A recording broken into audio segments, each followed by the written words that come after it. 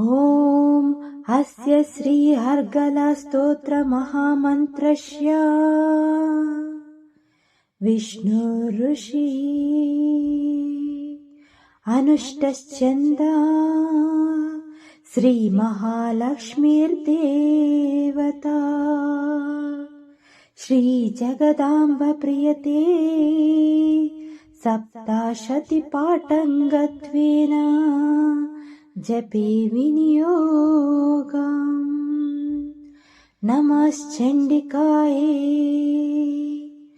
मार्कण्डेय उवाच ॐ जयत्वदेवि चामुण्डे जया भूतपरायिणी जय सर्वागतिदेवी कालरात्रि नमोऽस्तुते। जयन्ती मङ्गलकाली भद्रकाली कपालिनी दुर्गा शिवा क्षमा दात्री स्वाहा स्वदा नमोऽस्तुते। मधुकैटभ स्पन्दिनी विदावृतवरदे नमः।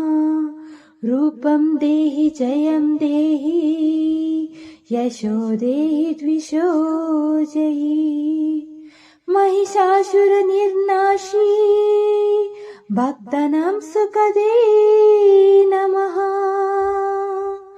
रूपं देहि जयं देहि यशो देहि द्विषो जयि।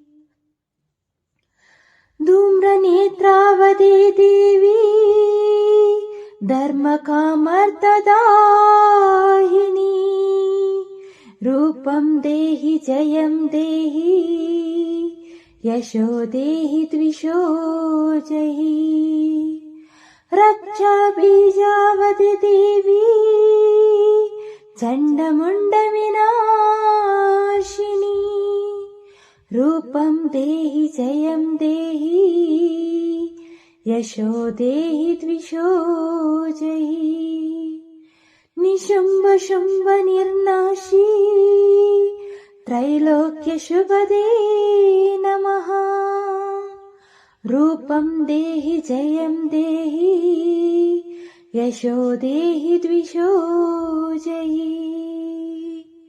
वन्दिताङ्घ्रियुगे देवी सर्वसौभाग्यदायिनी। रूपं देहि जयं देहि यशो देहि द्विषो जयि। अचिन्त्यरूपचरिते सर्वशत्रुविनाशिनी। रूपं देहि जयं देहि यशो देहि द्विषो जयि। नेतभ्य सर्वदा भक्त्या चापर्णे दुरितापहे। रूपं देहि जयं देहि यशो देहि द्विषो जयि। स्तुवभ्यो भक्तिपूर्वं त्वं चण्डिके व्याधिनाशिनी। रूपं देहि जयं देहि यशो देहि द्विषो जयि। चण्डिके सततं युद्धे जयन्ती पापनाशिनी। रूपं देहि जयं देहि यशो देहि द्विषो जयि। देहि सौभाग्यमारोग्यं देहि देवी परसुखम्। रूपं देहि जयं देहि यशो देहि द्विषो जयि। विदेहि देवी कल्याणं विदेहि विपुलां श्रियम्। रूपं देहि जयं देहि यशो देहि द्विषो जयि। विदेहि विश्वातं नाशं विदेहि बलमुच्चकै। रूपं देहि जयं देहि यशो देहि द्विषो जहि सुरासुरा शिरोरत्ना निर्गुष्टाचारणे नम्बिके रूपं देहि जयं देहि यशो देहि द्विषो जहि विद्यावन्तं यशस्त्वानं लक्ष्मीवन्त क्षमा कुरु रूपं देहि जयं देहि यशो देहि द्विषो जहि देवी प्रचण्डा दोर्दण्डा दैत्यदर्पनिषूदिनी रूपं देहि जयं देहि यशो देहि द्विषो जहि प्रचण्ड दैत्यदर्पाग्ने चण्डिके प्राणतायमे रूपं देवि जयं देवी यशो देहि द्विषो जहि चतुर्भुजे चतुर्वक्त्रा संस्तुते परमेश्वरी रूपं देहि जयं देहि यशो देहि द्विषो जहि कृष्णेन संस्तुते देवि शाश्वतवाक्यात संबान्धिके रूपं देहि जयं देहि यशो देहि द्विषो जहि हिमाचलसुतनाथ संस्तुते परमेश्वरी रूपं देहि जयं देहि यशो देहि द्विषो जहि इन्द्राणिपति सद्भाव पूजिते परमेश्वरी रूपं देहि जयं देहि यशो देहि द्विषो जहि देवी भक्ता जनोद्दोद्धा मदान्तनन्दोदया हे नम्बिके रूपं देहि जयं देहि यशो देहि द्विषो जहि भार्यं मनोरमं देहि मनोवृत्तानुसारिणीं रूपं देहि जयं देहि यशो देहि द्विषो जहि तारिणी दुर्ग संसारा सागरास्याचलोद्भवे रूपं देहि जयं देहि यशो देहि द्विषो जहि इदं स्तोत्र पठित्वा तु महास्तोत्रं पठेन्नरं सप्तशतीं समराध्य वरमपोत्नि दुर्बलम् इति श्रीमार्कण्डेय पुराणे अर्गळा स्तोत्रम्।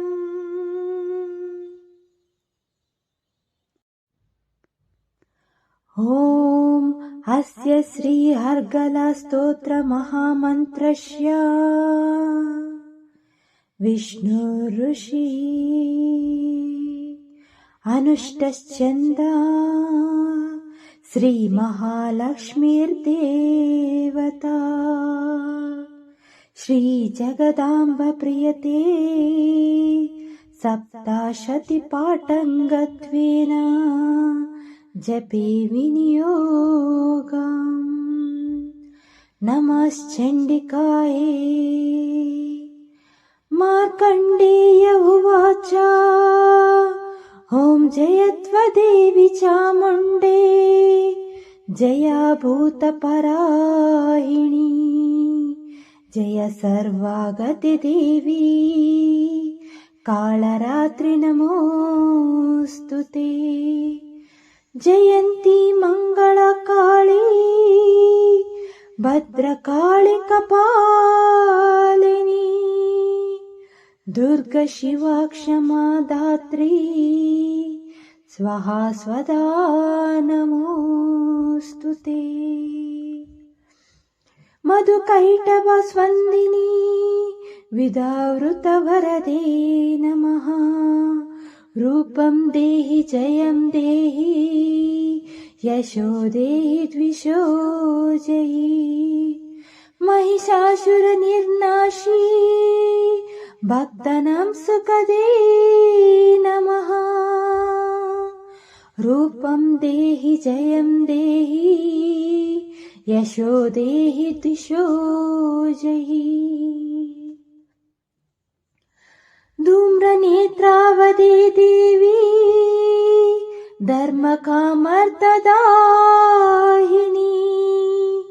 रूपं देहि जयं देहि यशो देहि द्विषो जयी।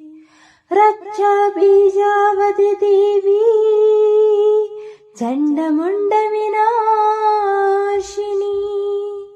रूपं देहि जयं देहि यशो देहि द्विषो जयी। निशुम्भ शुम्भ निर्नाशी त्रैलोक्य शुभदे नमः। रूपं देहि जयं देहि यशो देहि द्विषो जयी। वन्दिताङ्घ्रियुगे देवी सर्वसौभाग्यदायिनी। रूपं देहि जयं देहि यशो देहि द्विषो जयी। अचिन्त्य रूपचरिते सर्वशत्रुविनाशिनी। रूपं देहि जयं देहि यशो देहि द्विषो जयी। नेतभ्य सर्वदा भक्त्या चापर्णे दुरितापहे।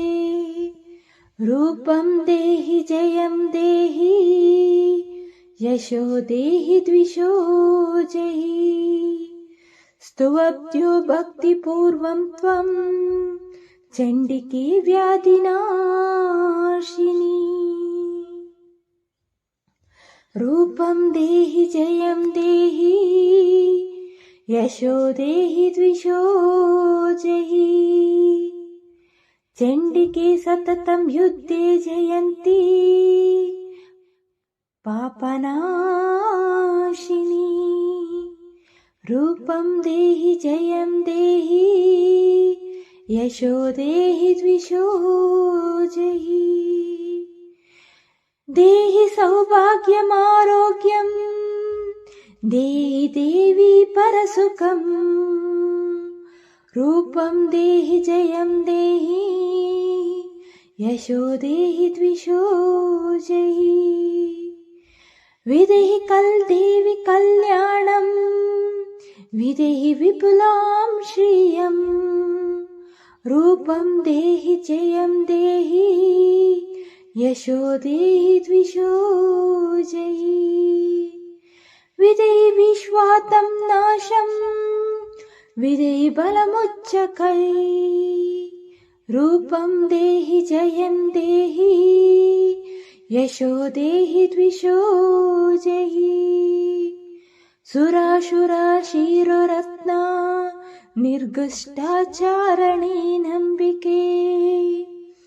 रूपं देहि जयं देहि यशो देहि द्विषो जयी। विद्यावन्तं यशस्त्वानं लक्ष्मीवन्त क्षमा कुरु। रूपं देहि जयं देहि यशो देहि द्विषो जयी। देवी प्रचण्डा दोर्दण्डा दैत्यदर्पनिषूदिनी। रूपं देहि जयं देहि यशो देहि द्विषो जयी। प्रचण्ड दैत्यदर्पाग्ने चण्डिके प्राणतायमे। रूपं देवि जयं देवी यशो देहि द्विषो जहि चतुर्भुजे चतुर्वक्त्रा संस्तुते परमेश्वरी रूपं देहि जयं देहि यशो देहि द्विषो जहि कृष्णेन संस्तुते देवि शाश्वतवाक्यार्थसम्बन्धिके रूपं देहि जयं देहि यशो देहि द्विषो जहि हिमाचलसुतनाथ संस्तुते परमेश्वरी रूपं देहि जयं देहि यशो देहि द्विषो जहि इन्द्राणिपति सद्भाव पूजिते परमेश्वरी रूपं देहि जयं देहि यशो देहि द्विषो जहि देवी भक्ता जनोद्दोद्धा मदान्तनन्दोदया हि नम्बिके रूपं देहि जयं देहि यशो देहि द्विषो जहि भार्यं मनोरमं देहि मनोवृत्तानुसारिणीं रूपं देहि जयं देहि यशो देहि द्विषो जहि तारिणी दुर्ग संसारा सागरस्य चलोद्भवे रूपं देहि जयं देहि यशो देहि द्विषो जहि इदं स्तोत्र पठित्वा तु महास्तोत्रं पठेन्नरं सप्तशतीं समराध्य वरमपोत्नि दुर्बलम् इति श्रीमार्कण्डेय पुराणे अर्गळा स्तोत्रम्।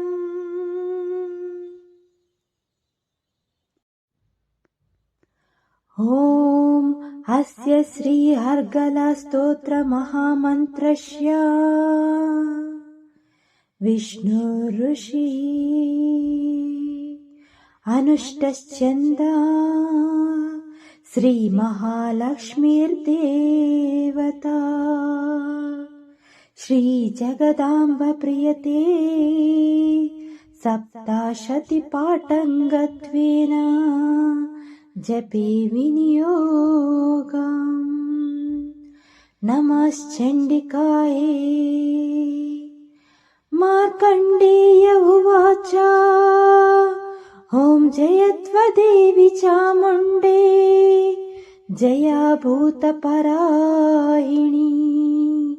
जय सर्वागतिदेवी कालरात्रि नमोऽस्तुते जयन्ती मङ्गलकाली भद्रकाली कपालिनी दुर्गा शिवा क्षमा दात्री स्वाहा स्वदा नमोऽस्तुते मधुकैटभ स्पन्दिनी विदावृतवरदे नमः रूपं देहि जयं देहि यशो देहि द्विषो जहि महिषासुरनिर्नाशी भक्तानां सुखदे नमः रूपं देहि जयं देहि यशो देहि द्विषो जहि धूम्रनेत्रावदे देवी धर्मकामर्थदायिनी रूपं देहि जयं देहि यशो देहि द्विषो जहि रक्षा बीजावदे देवी चण्डमुण्डविनाशिनी रूपं देहि जयं देहि यशो देहि द्विषो जहि निशुम्भ शुम्भ निर्नाशी त्रैलोक्यशुभदे नमः रूपं देहि जयं देहि यशो देहि द्विषो जहि वन्दिताङ्घ्रियुगे देवी सर्वसौभाग्यदायिनी रूपं देहि जयं देहि यशो देहि द्विषो जहि अचिन्त्य रूपचरिते सर्वशत्रुविनाशिनी रूपं देहि जयं देहि यशो देहि द्विषो जहि नेतभ्य सर्वदा भक्त्या चापर्णे दुरितापहे रूपं देहि जयं देहि यशो देहि द्विषो जहि स्तुवब्द्यो भक्तिपूर्वं त्वं चण्डिके व्याधिनाशिनी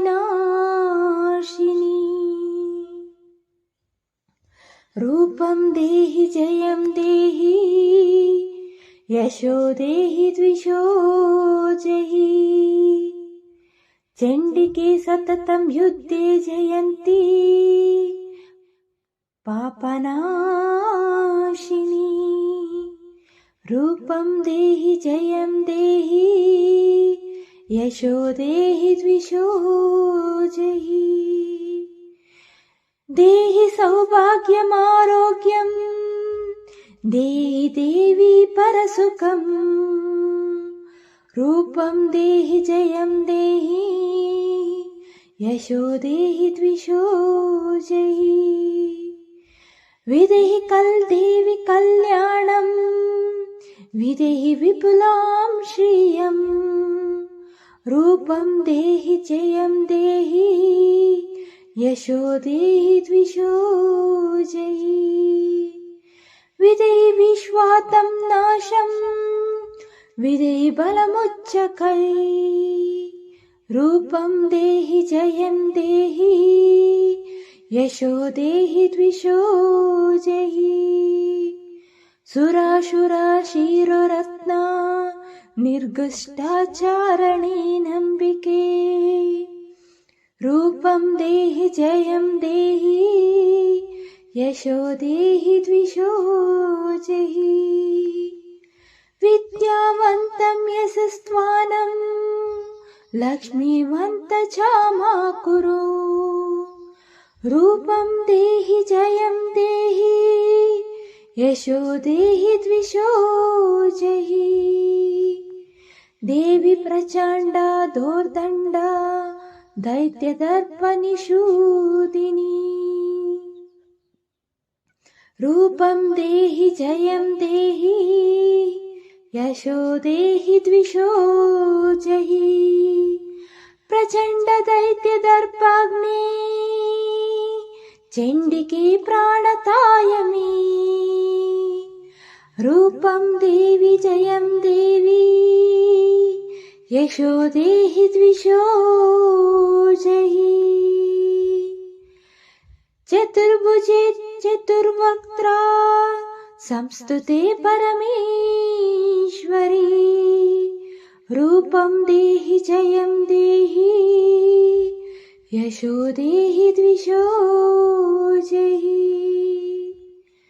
कृष्णेन संस्तुते देवि शाश्वतवाक्यात् संबान्धिके रूपं देहि जयं देहि यशो देहि द्विषो जहि हिमाचलसुतनाथ संस्तुते परमेश्वरी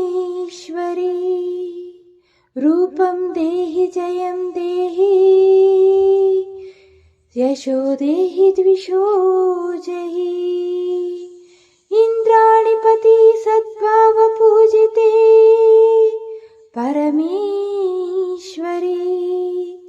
रूपं देहि जयं देहि यशो देहि द्विषो जहि देवी भक्ता जनोद्दोद्धा मदान्तनन्दोदया हे नम्बिके रूपं देहि जयं देहि यशो देहि द्विषो जहि भार्यं मनोरमं देहि मनोवृत्तानुसारिणीं रूपं देहि जयं देहि यशो देहि द्विषो जहि तारिणी दुर्ग संसारा सागरास्याचलोद्भवे रूपं देहि जयं देहि यशो देहि द्विषो जहि इदं स्तोत्र पठित्वा तु महास्तोत्रं पठेन्नरं सप्तशतीं समराध्य वरमपोत्नि दुर्बलम् इति श्री मार्कण्डेय पुराणे अर्गळा स्तोत्रम्।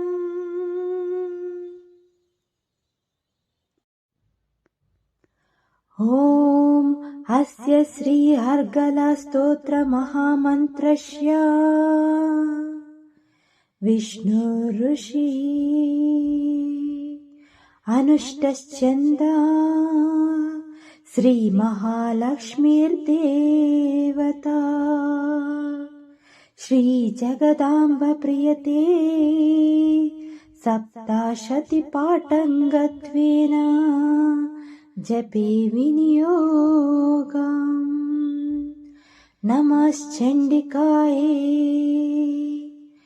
मार्कण्डेय उवाच ॐ जयत्वदेवी चामुण्डे जया भूतपरायिणी जय सर्वागतिदेवी कालरात्रि नमोऽस्तुते जयन्ती मङ्गलकाली भद्रकाली कपालिनी दुर्गा शिवा क्षमा दात्री स्वाहा स्वदा नमोऽस्तुते मधुकैटभ स्पन्दिनी विदावृतवरदे नमः रूपं देहि जयं देहि यशो देहि द्विषो जहि महिषासुरनिर्नाशी भक्तानां सुखदे नमः रूपं देहि जयं देहि यशो देहि द्विषो जहि धूम्रनेत्रावदे देवी धर्मकामर्थदायिनी रूपं देहि जयं देहि यशो देहि द्विषो जहि रक्षा बीजावदे देवी चण्डमुण्डविनाशिनी रूपं देहि जयं देहि यशो देहि द्विषो जहि निशुम्भ शुम्भ निर्नाशी त्रैलोक्य शुभदे नमः रूपं देहि जयं देहि यशो देहि द्विषो जहि वन्दिताङ्घ्रियुगे देवी सर्वसौभाग्यदायिनी रूपं देहि जयं देहि यशो देहि द्विषो जहि अचिन्त्य रूपचरिते सर्वशत्रुविनाशिनी रूपं देहि जयं देहि यशो देहि द्विषो जहि नेतभ्य सर्वदा भक्त्या चापर्णे दुरितापहे रूपं देहि जयं देहि यशो देहि द्विषो जहि स्तुवब्ध्यो भक्तिपूर्वं त्वं चण्डिके व्याधिनाशिनी रूपं देहि जयं देहि यशो देहि द्विषो जहि चण्डिके सततं युद्धे जयन्ती पापनाशिनी रूपं देहि जयं देहि यशो देहि द्विषो जहि देहि सौभाग्यमारोग्यं देहि देवी परसुखं रूपं देहि जयं देहि यशो देहि द्विषो जहि विदेहि देवि कल्याणं विदेहि विपुलां श्रियं रूपं देहि जयं देहि यशो देहि द्विषो जहि विदेहि विश्वातं नाशं विदेहि बलमुच्चकै रूपं देहि जयं देहि यशो देहि द्विषो जहि सुराशुराशिरोरत्ना निर्गुष्टाचारणे नम्बिके रूपं देहि जयं देहि यशो देहि द्विषो जहि विद्यावन्तं यशस्त्वानं लक्ष्मीवन्त क्षमा कुरु रूपं देहि जयं देहि यशो देहि द्विषो जहि देवी प्रचण्डा दोर्दण्डा दैत्यदर्पनिषूदिनी रूपं देहि जयं देहि यशो देहि द्विषो जहि प्रचण्ड दैत्यदर्पाग्ने चण्डिके प्राणतायमे रूपं देवि जयं देवी यशो देहि द्विषो जहि चतुर्भुजे चतुर्वक्त्रा संस्तुते परमेश्वरी रूपं देहि जयं देहि यशो देहि द्विषो जहि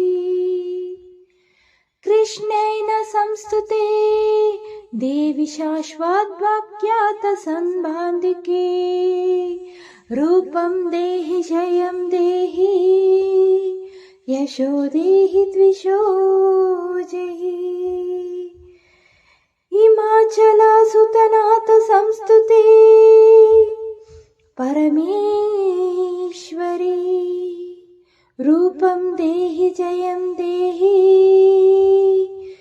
यशो देहि द्विषो जहि इन्द्राणिपति सद्भाव पूजिते परमेश्वरी